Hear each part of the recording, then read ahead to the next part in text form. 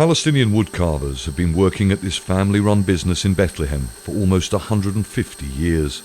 But this Christmas, the war on Gaza and subsequent increase of Israeli military raids across the occupied West Bank has forced tourists to stay away.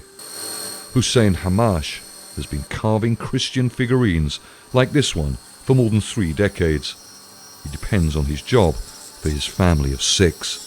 This work is in my blood. I love it, and I love my workplace and my fellow workers. The situation is terrible everywhere. The boss is trying to help us to work by any means, but it's hard for him when business is so bad. Ramzi Zakaria is the 4th generation to run the business.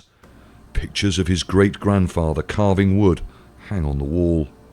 The situation in Bethlehem is hard because 80% of the economy here depends on tourism. We're trying to keep the workshop running for the workers because they all have responsibilities, and this is all they know.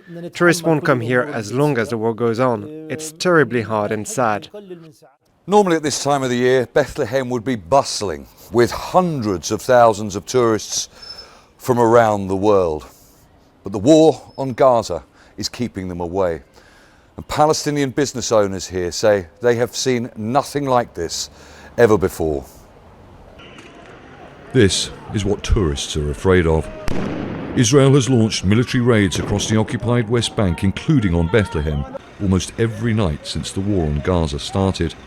Israel says it's targeting suspected members of the Palestinian armed resistance groups, but the Israeli army has destroyed what's estimated to be hundreds of millions of dollars worth of private and public property and killed almost 300 Palestinians during the raids. This is the almost 1,700-year-old Church of the Nativity, built at the birthplace of Jesus. This year, there are no queues of excited foreign faces, and there's virtually no one inside. Hotels that should be full are empty or closed. Souvenir shops surrounding the ancient square are either shuttered up or struggling to remain open. This is the worst year it's ever been. Even during bad times, we used to work and there are few tourists. Now, many shops don't even bother opening.